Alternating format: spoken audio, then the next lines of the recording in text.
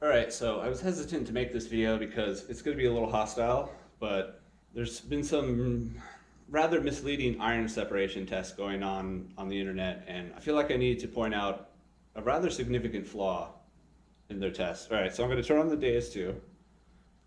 When you turn on the Deus II, all the default programs are set to their default settings automatically. It doesn't save your custom settings on it, so we're in the default fast program. Everything is default. And on Calabash's test, when he swings over the gold coin, it gives a target ID of, I believe it was somewhere between a 5 and a 7. And he says that that counts as unmasking on the fast program because it produces a non-ferrous tone. That's what they're focused in on, is on the non-ferrous tone. So let's ask ourselves, what determines a non-ferrous tone versus a ferrous tone on the pitch program? On the fast program, which uses pitch audio. It's wherever the discrimination is set. So if we go to discrimination, it's set at 6.8. So if we take a nail, target ID of 4, it reports non-ferrous audio. I don't know if you can hear that, hopefully. But it's giving a non-ferrous tone. And we can see the target ID of a 3 or a 4. So when we go back to discrimination and we lower it below the 3 or 4, it suddenly becomes non-ferrous tone. So wherever you have the discrimination set is sort of a breakpoint. Below that ferrous, above it, non-ferrous. And Calabash is using it also in the default 6.8.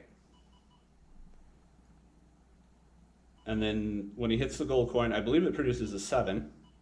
And then it gives a non-ferrous tone. So a 7 produces a non-ferrous tone. Anything above a 6.8 will produce a non-ferrous tone. So what's the problem? We are now back in the default. So what's the problem with taking this out into the field? Well, if it's reporting a target ID of 7, that means the machine is calling it iron. Anything between a 1 and a 10 on the XP Deus II is an iron range target ID. So if you were to go out into the field and use this on the default, you would have to dig this because it's an 8.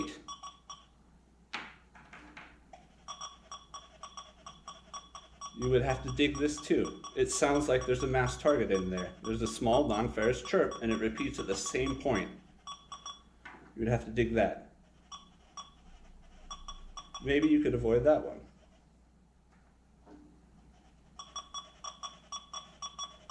You would have to dig that one. And now this is going to depend on the orientation of how you're swinging over the target. One way it's going to sound like there's absolutely a non-ferrous target there. And guess what? You're going to dig it, you're going to find a nail. Here's another one.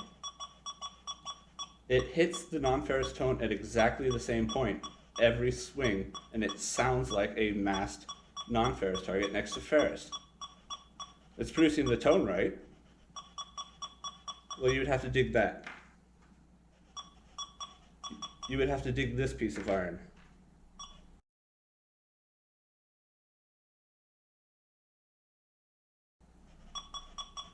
You would have to dig this piece of iron, and so on in that fashion. And I know this because these are all these are all ferrous targets that I dug with the XP Deus II in this program.